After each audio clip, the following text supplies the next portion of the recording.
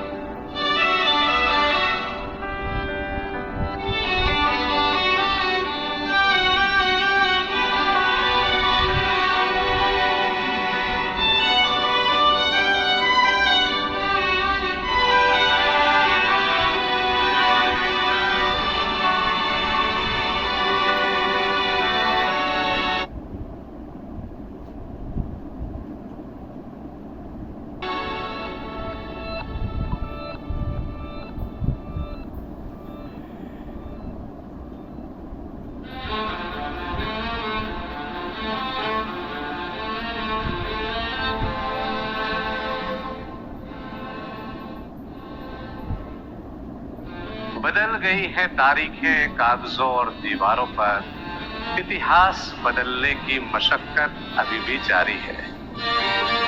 What? Hi, Hi. मैं help you? No, no, thanks.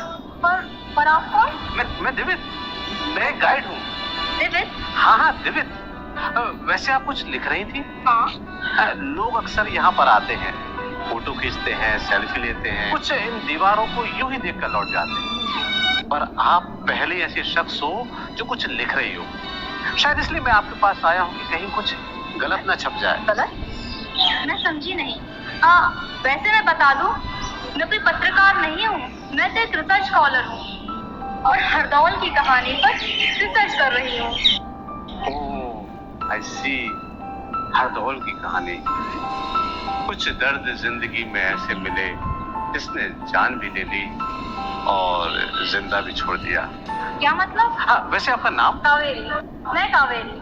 Kaveri जी, मैं आपको बता दूं कि हरदौल एक कहानी नहीं है, यहाँ की आत्मा है। आप सब जगह उन्हें महसूस करेंगे, सब जगह। आइए मैं आपको बताता हूँ यहाँ की मान्यताओं का इतिहास। आइए मेरे साथ। अच्छा, एक बात बताओ, तुम्हें इंग्लिश आती है? इंग्लिश, हिंदी, बुंदेली और फारसी भी। You mean Persian? Yes, I mean Persian. That's great. Okay, then let's lock the deal. Done.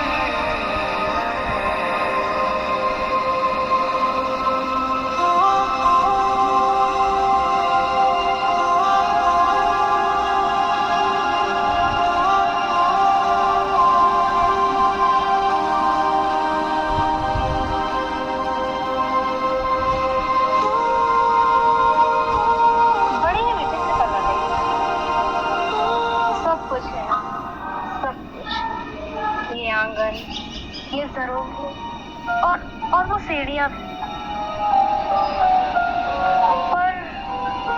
पर वो रहते कहाँ थे? I mean, no any living room? यहाँ तो अफवाहों का बाजार लगा है, सच्चाई कहीं बंद कोठरी में पड़ी है। आइए मैं आपको बताता हूँ, आइए मेरे साथ। ये पहला कमरा है और ये दूसरा कमरा है और वो तीसरा है, ये चौथा कमरा। सब कुछ था यहाँ पर, हवा, पानी, रोशनी, सब कुछ। और वो जो कमरा है वो हरदौल का।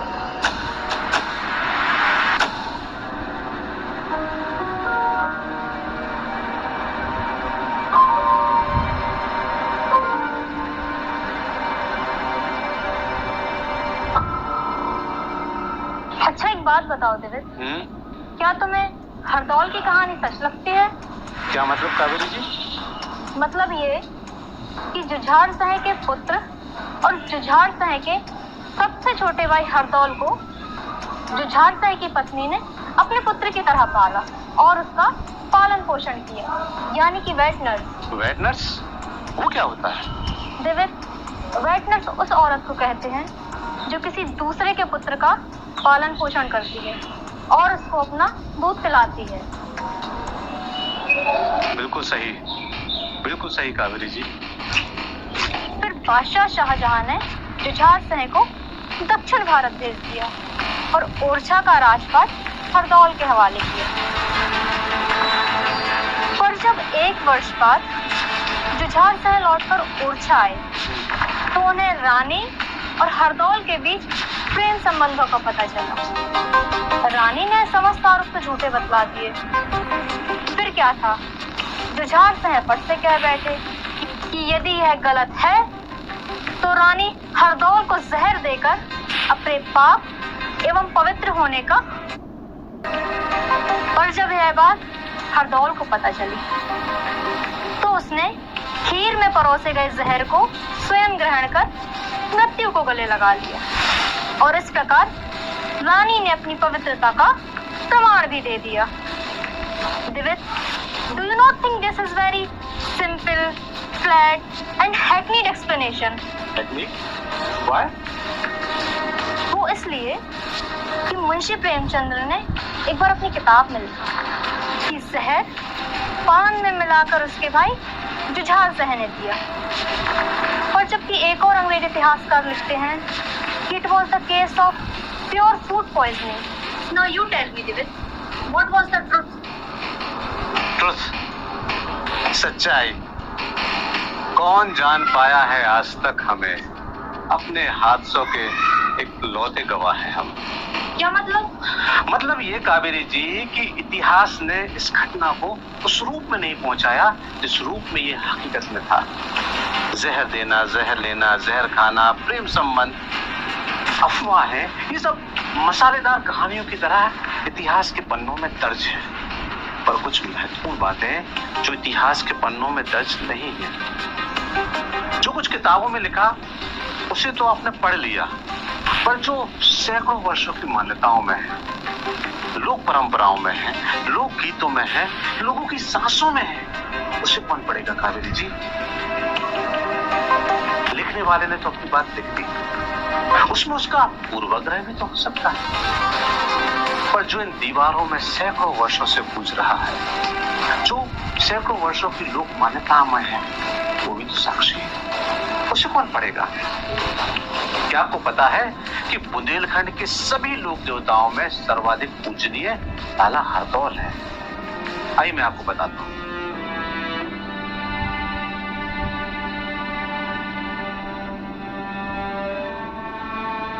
गौर से देखिए, इस क्षेत्र में होने वाली शादियों का पहला निमंत्रण लाला हरदौल को दिया जाता है। ऐसी मान्यता है कि ऐसा करने से शादी के दौरान ना तो कोई कमी होती है और ना ही कोई बाधा उत्पन्न होती है। इसका इतिहास में कोई साक्ष्य नहीं है, और लोक मान्यताएं ऐतिहासिक साक्ष्य से कहीं ज्यादा महत्वपूर्ण होती है। दीदी तिलक लगवा लो तिलक। ये क्या है? तिलक है दीदी, तिलक, हमारे राम का तिलक। आपके राम कौन है और कहाँ रहते हैं? वे हमारे राजा हैं और हमारे दिल में रहते हैं। अच्छा?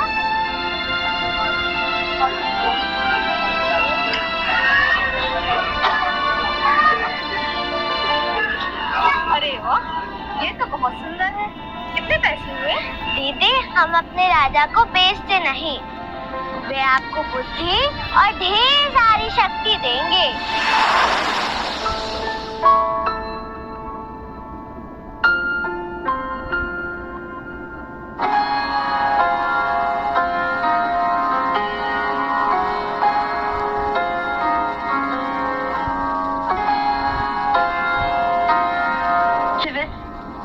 मैं एक हिस्टोरियन हूँ, हिस्टोरियन।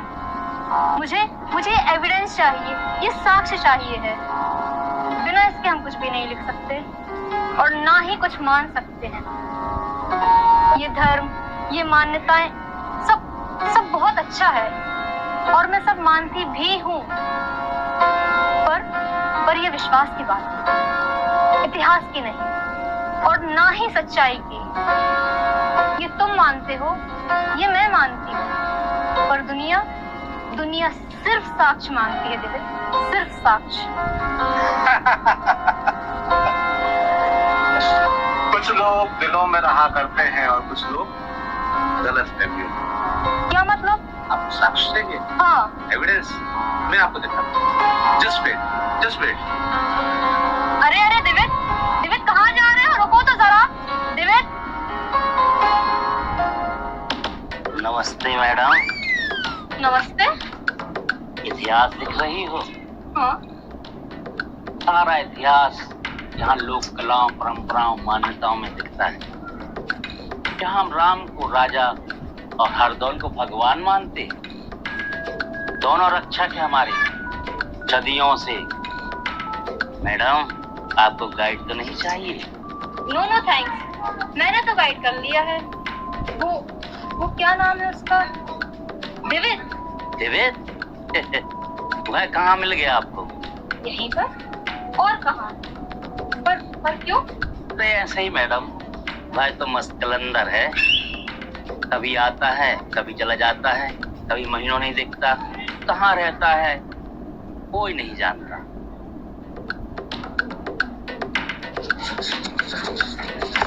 अरे कहाँ चले गए थे भाई? ढूंढने तुम्हारे पूर्वजों को। हमारे पूर्वजों को मिले क्या? बेशक, वो देखो, वो बैठे हैं।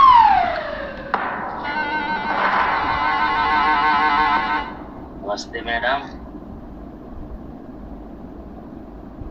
लीजिए कावेरी जी, ये लड्डू खाइए। खाइए।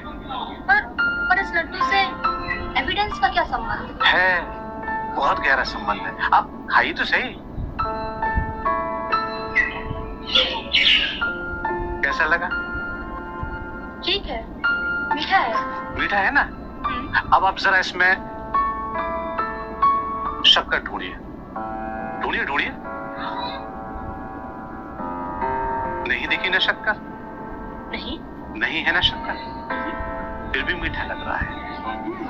ठीक इसी प्रकार लोक मान्यताओं में हर जगह साक्ष्य दिखता नहीं है, पर होता जरूर है। यदि हरदौल का आशीर्वाद यहाँ होने वाली शादियों पर नहीं होता, तो ये परंपराएं सैकड़ों वर्षों से जीवित न होती। कभी साक्ष्य शक्कर की तरह इतिहास में लोक परंपरा बनकर गुजर जाता है। समझिए कावेरी जी, समझिए। हम गुजरे हुए कल को तलाशते रहे दिन भर, शाम होते होते मेरा आज भी चला गया।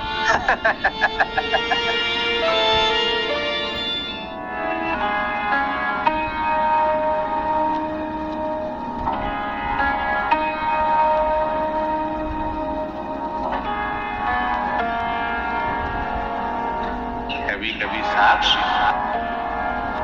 शक्कर की तरह इतिहास में लोक परंपरा बनकर हो जाता है। समझिए कावेरी जी, समझिए।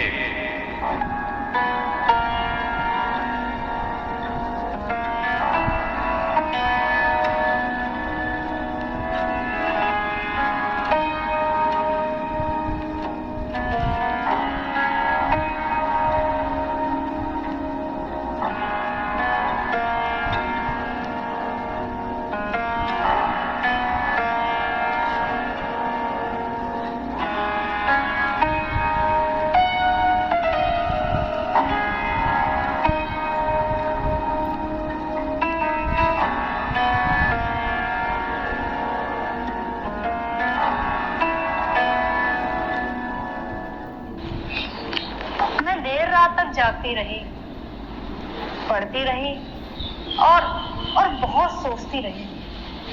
क्या सोचती रही? यही कि इतिहास बहुत क्रूर होता है। Perhaps history is very cruel.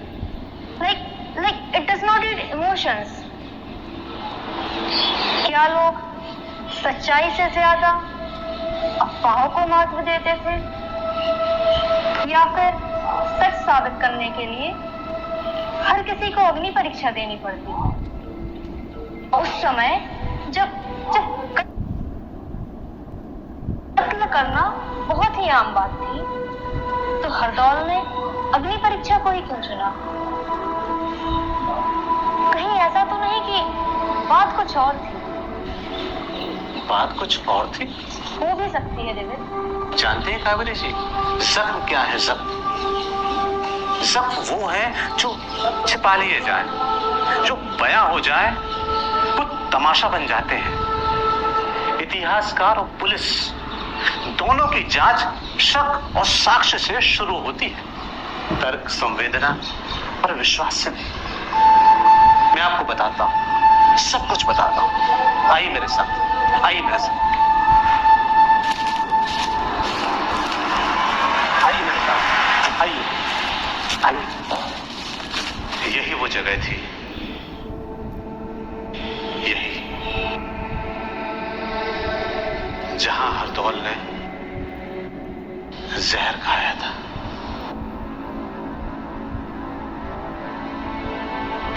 बात सिर्फ इतनी थी कि मैंने भाभी मां से जिद करके भाई की तलवार अखाड़े में इस्तेमाल के लिए मांगी थी, और भाई की मौजूदगी में मुझे भोजन सोने के बर्तन में परोसा गया था, जबकि भाई को चांदी की थाली में। इसके बाद मेरे ही अपने भाई पहाड़ सिंह ने बड़े भाई के कान भरे थे। फिर क्या था? जुबान से निकला फरमान और धनुष की प्रत्यंचा पर अनुसंधानित तीर। क्या कभी तरकश में वापस जा सकता है? नहीं, कभी नहीं। यही, हाँ, यही वो जगह थी। यहां मैं, वहां भाभी मां, वहां मेरे कुछ साथी, और यहां रखी थी भोजन की थाली।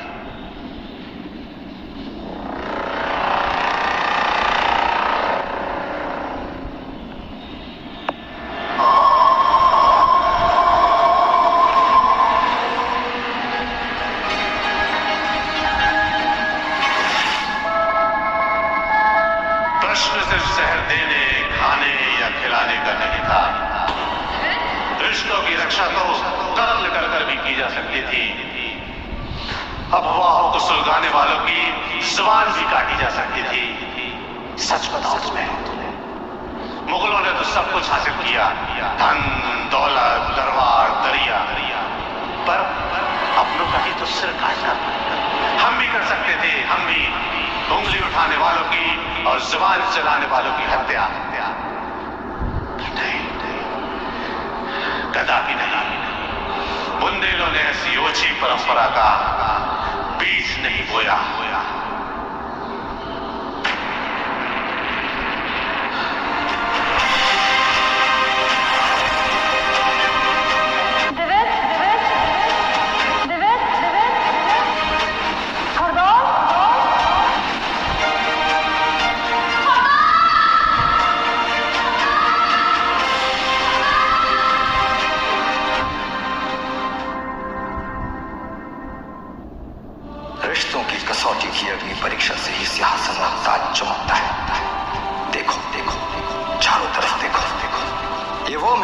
जहां हमारे पूर्वजों ने राम को राजा की तरह पूजा।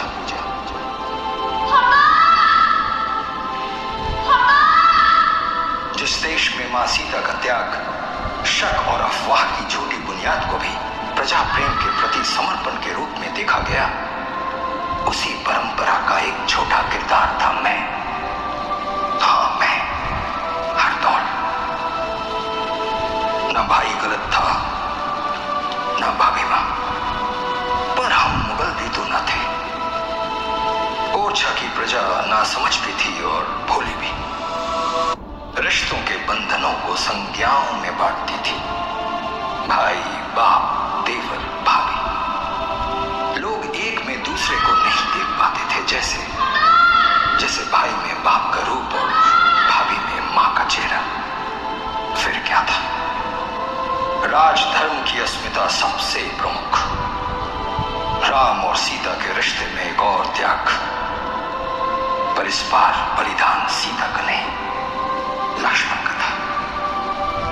पर त्याग किसी का हो, हमारे मिट्टी से पवित्रता की सौंधी खुशबू तो आती रहनी चाहिए। इसलिए मैं हरदौल आज भी जिंदा हूं मैं, ओरछा की मिट्टी में, यहाँ की धरती